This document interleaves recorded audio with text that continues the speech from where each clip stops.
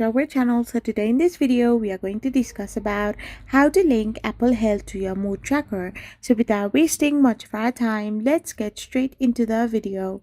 So if you want to link a third-party mood tracker Apple app to your Apple Health, then you need to grant it a permission through Health Apps data sharing settings. So if you want to simply link your third-party mood tracker and your Apple Health, you need to simply open your iOS device and simply grant permissions.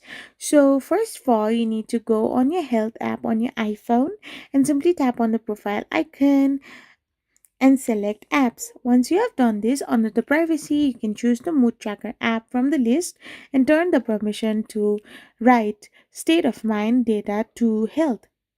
After you have given permission, you can simply grant and link your Apple Health to your mood tracker. So this is how you can simply do it. I hope you found this video helpful. So don't forget to hit that subscribe button and do give us a thumbs up. We will be back again with more informative videos. Thank you for watching and stay tuned for our next video. We will be back again really soon. Thank you for watching.